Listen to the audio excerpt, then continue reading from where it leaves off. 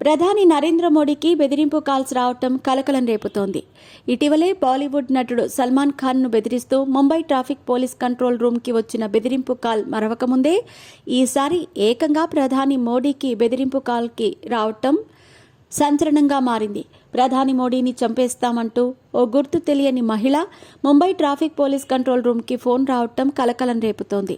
దీంతో అలర్ట్ అయిన పోలీసులు కేసు నమోదు చేసి దర్యాప్తు చేపట్టారు. బాధిత మహిళను పోలీసులు అదుపులోకి తీసుకుని విచారిస్తున్నారు. అయితే సదరు మహిళ మానసిక స్థితి సరిగ్గా లేదని నిర్ధారించినట్టు తెలుస్తోంది. అయినప్పటికీ ఆమె గురించి మరింత లోతుగా దర్యాప్తు చేస్తున్నారు.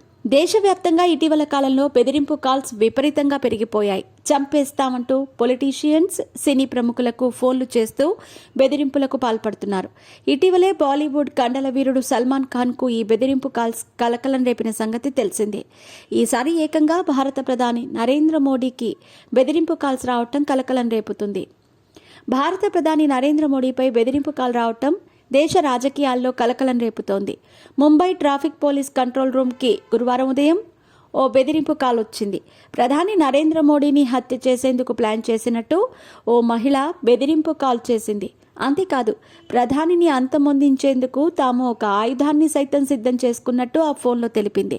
దీంతో అధికారులు అప్రమత్తమయ్యారు. వెంటనే పోలీసులు దర్యాప్తు చేపట్టారు. ఫోన్ ఎక్కడి నుంచి వచ్చిందో అన్న దానిపై ట్రేస్ చేస్తున్నారు. ఆ మహిళ ఎవరు అన్న కోణంలో పోలీసులు ఆరా తీశారు. చివరకు ఓ మహిళను అదుపులోకి తీసుకున్నారు. అయితే సదరు మహిళ మానసిక అనారోగ్యంతో బాధపడుతుండొచ్చని పోలీసులు అనుమానిస్తున్నారు. దీనిపై కేసు నమోదు చేసి దర్యాప్తు చేపట్టినట్టు వెల్లడించారు.